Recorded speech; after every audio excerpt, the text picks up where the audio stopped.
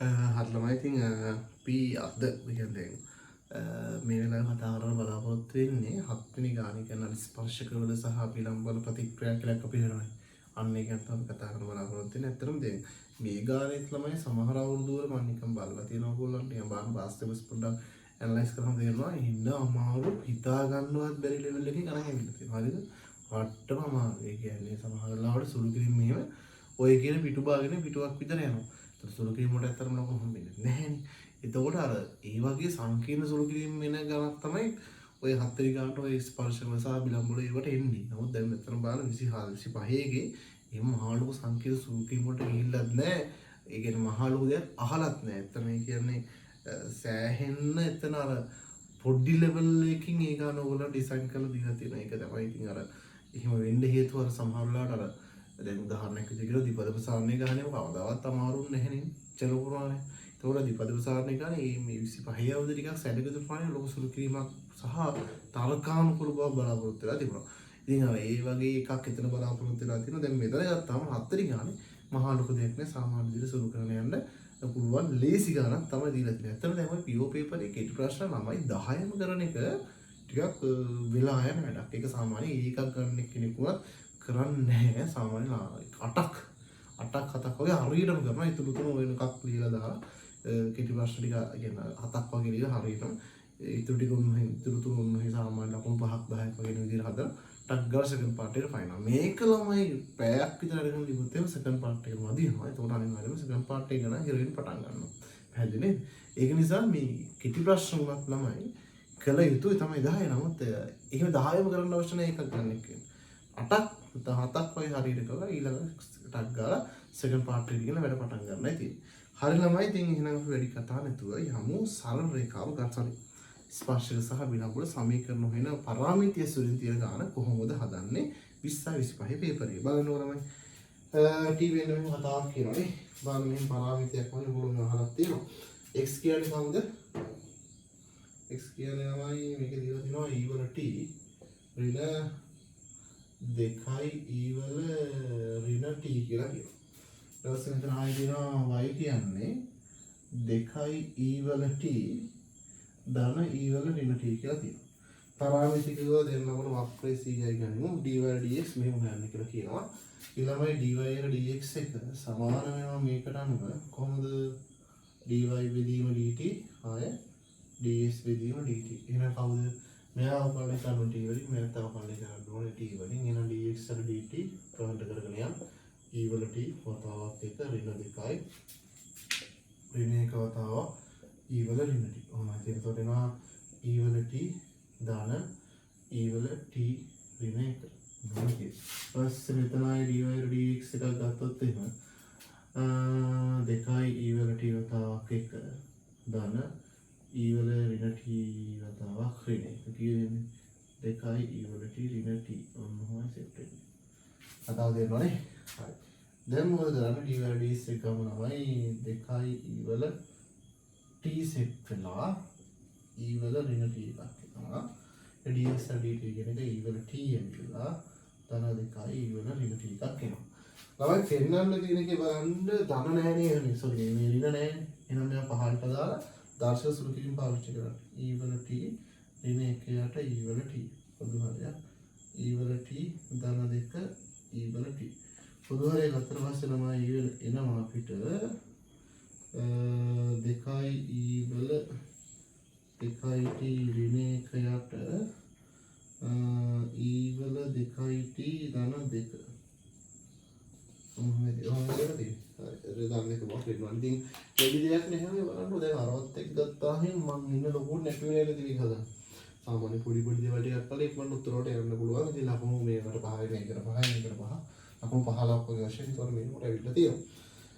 ඊට පස්සේ ළමයි බලන්න මෙතන මාකින් එකේ තමයි මේ දෙකටම තමයි 5ක් දීලා තියෙනවා. මම බලන්න කියන්නේ දෙකටම තමයි 5ක් දීලා තියෙනවා. මම ඉස්සර ගන්න ඕන දුන්නේ ලකුණු යන විදිහ මේ දෙකටම තමයි 5 සෙට් වෙලා තියෙන්නේ හරියට වෙනවට. ඊට පස්සේ මේක සම්පූර්ණ සරුකමේ අවසාන උත්තරය ගන්න මට එතනත් ලකුණු 5ක් වගේ හම්බෙලා තියෙනවා. ඊට පස්සේ අපිට කියන්නේ මොකද්ද c වක්‍රයේ මත x සමානයි t x සමාන 1 අනුරූප ලක්ෂයේදී ස්පර්ශක යමක්. හරි. අපිට කියනවා නම් මම බලන්න c C වක්‍රයට ඒ මොනවද x සමාන 1. දැන් x කොහෙද තියෙන්නේ මෙතන? x සමාන 1 කියන තැනේදී අනුරූප ලක්ෂයේදී ඌ ස්පර්ශකීය අනුක්‍රමණය. අනුරූප ලක්ෂයේදී ඌ ස්පර්ශකීය අනුක්‍රමණය. ස්පර්ශකීය අනුක්‍රමණය මෙතන දීලා තියෙනවා. එහෙනම් අපිට හදන්න ඕනේ ළමයි මොකද්ද?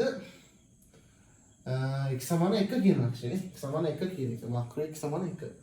එහෙනම් ළමයි x කියන එක මෙතන සෙට් වෙන්නේ. අපි හිත දාමු. x සමානයි e වල t ඍණ 2i වල t ඍණ 1.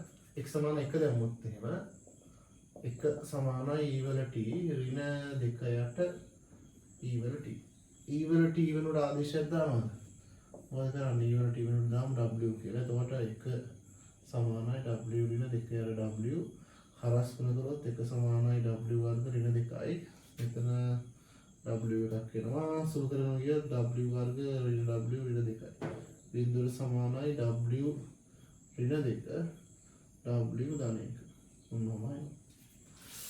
සුළු කරනවා. w කියන්නේ කවුද ළමයි? එතකොට w ඍණ 2 සමානයි බිඳුව හෝ w ධන 1 සමාන බිඳුවයි. w කියන්නේ මෙතන 2 සමානයි w කියලා. හෝ w සමාන ඍණ එකක් වෙනවා. එතකොට w කියන්නේ e වල t නේ. e වල t සමාන 2යි. i e වල t සමාන ඍණ 1යි. ඔන්න වෙනාලමයි මෙතනින් ඍණාගය කියන එක දෙකටම හදන්න නැහැ ඇත්තටම. e වල t සමාන ඍණ 1 ප්‍රතික්ෂේප කරලා තියෙනවා.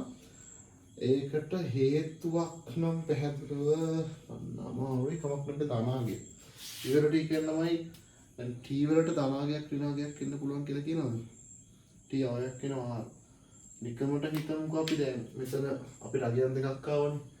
e වල t සමානයි 2ක් කියලා ඇවිල්ලා තියෙනවා. අනිත් එක e වල t සමානයි ඍණ 1ක් වෙනවානේ. මේකේ log ගත්තොත් එහෙම ලඝු අයින් කරොත් log e පාදයට e වල t log e පාදයට ඍණ 1 ඔන්න ඔතන අවුලනේ මේ t ඉස්සරහට ගෙනාවම t සමානයි log e පාදයට t කියන්නේ 1යි log e පාදයට ඍණ 1 t කියන්නේ log e පාදයට ඍණ 1 ළමයි ලඝු කියන එකේ හැම වෙලෙම තියෙන ධනාංගය ලඝු එකේ හැම වෙලෙම තියෙන ධනාංගය එහෙනම් මෙතන ධනාංගයක් නේද ඍණාංගයක් කියලා තියෙනවා ඒ නිසා මෙයා ප්‍රතික්ෂේප කරනවා මෙයා වැරදි එහෙනම් ගන්න පුළුවන් කවුද එයා මම ලස්සනට හදන්නම් e සමානයි කියලා t වල t සමානයි 2 තමයි ගන්න පුළුවන් මේක පිළිගත හැකියි පිළිගත හැක. ඒතර උත්තර වලට තමයි මේ වර්ග සාටි ඔයතරට විශාල වෙන්න ඕනේ. උත්තර හොයලා දීනවට ලකුණු මෙතන එවිලා තියෙනවා කීයද? වෙන මේකට දීලා තියෙනවා 5ක්. කො වෙන මේකට දීලා තියෙනවා 5ක්. ඒතකොට 15යි. මේ උත්තරේ පිළිගන්න පුළුවන් උත්තරේ 5යි. ඒතකොට ලකුණු 20ක් ඇවිල්ලා තියෙනවා. අපෙන් අහන්නේ මේකේ අනුක්‍රමණයනේ. ස්පර්ශක අනුක්‍රමණය x සමාන 1 විට. එතකොට x සමාන 1 විට පිළිගන්න පුළුවන් ඒ කියලා e වල t සමාන 2යි. එහෙනම් d වල dx. e වල t ට දානවා කීයද? 2. ඉතින් මෙතන දාන්න. මෙතන තියෙන ළමයි 2යි e වල 2යි t ඍණ 1 යට e වල 2යි t ධන 2 පටල ගන්න එපා. 2යි e වල t වල වර්ගය කියලා ලියන්න පුළුවන් 2යි t ට.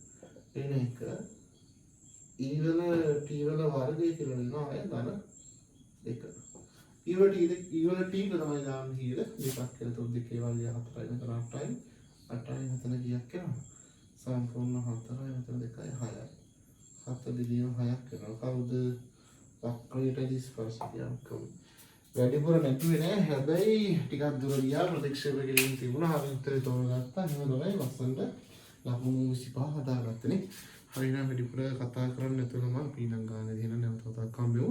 හොඳට මතක තියාගන්න මේ ගණන් වල පිටිපස්සට අවුරුදු 5ක්වත් අලුතෙන් මේ ගණන් සෙට් එක හදලා යන්න. එතකොට අමාරු ගණන් ලේසි ගණන් ගැන. එතකොට සමහර වල අමාරු කියලා තේරෙයි සමහර වල ලේසි කියලා තේරෙයි. ඉතින් දිගට මේ පාඩමෙන් අමාරු ගණන් අහන්නේ නැහැ. දිගට මේ පාඩමෙන් ලේසි ගණන් අහන්නේ නැහැ. ඒකින්ද අපි පොඩ්ඩක් මතක තියාගන්න ටික කරන්න ඕනේ. හරියට තමයි හැමෝටම අයගුවන්.